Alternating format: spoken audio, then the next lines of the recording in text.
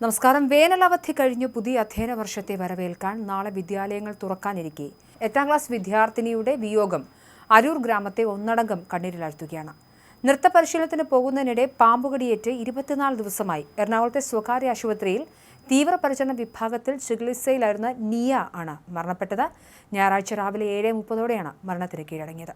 Aroor saint Augustine സ്കൂളിലെ 8ാം class വിദ്യാർത്ഥിനിയായി നിയയുടെ അപ്രതീക്ഷിത വിയോഗം നാടിനെ ആകെ കണ്ണീരിലാഴ്ത്തി. മെയ് 6-ാം തീയതി വൈകിട്ട് 6 മണിയോടെയാണ് ദാരുണമായ സംഭവം നടക്കുന്നത്. പ്രദേശത്തെ റെസിഡൻസ് അസോസിയേഷൻ പരിപാടിയുടെ ഭാഗമായുള്ള നൃത്ത പരിശീലനത്തിൽ പങ്കെടുക്കാൻ പോവുകയായിരുന്നു നിയ. പോകുന്ന വഴിയിൽ കരിയിലകൾക്കിടയിൽ വെച്ചാണ് കുട്ടിയുടെ കാലിൽ പാമ്പ് കടിച്ചത്. എന്നാൽ കാലിൽ എന്തോ കടിച്ചതുപോലെ തോന്നിയപ്പോൾ അത് വലിയ കട്ടുറുമ്പായിരിക്കുമെന്നാണ് നിയ ആദ്യം കരുതിയത്.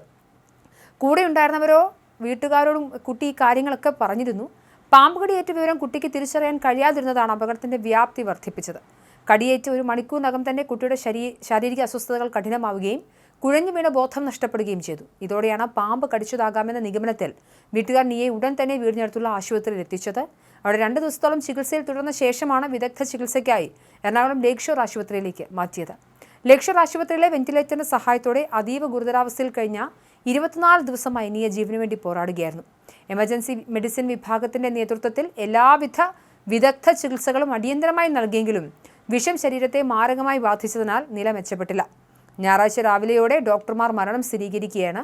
ഏതുതരം പാമ്പാണ് കുട്ടിയെ കടിച്ചതെന്ന കാര്യം ഇപ്പോഴും വ്യക്തമല്ല.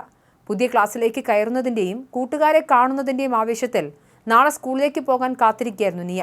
എന്നാൽ ആ സന്തോഷങ്ങളെല്ലാം ബാക്കി വെച്ച് നിയ യാത്രയാകുമ്പോൾ ഒരു കുടുംബത്തിൻ്റെ മാത്രമല്ല ഒരു നാടിൻ്റെ മുഴുവൻ പ്രതീക്ഷകളാണ് പൊലിഞ്ഞത്. ഇങ്ങനൊരു അവസ്ഥ വരാതിരിക്കാൻ പുല്ലും കരിയിലകളും നിറഞ്ഞ വഴികളിലൂടെ നടക്കുമ്പോൾ അതീവ ജാഗ്രത പാലിക്കണമെന്ന വലിയൊരു മുന്നറിയിപ്പ് കൂടിയാവുകയാണ് നിയയുടെ വേർപാട്.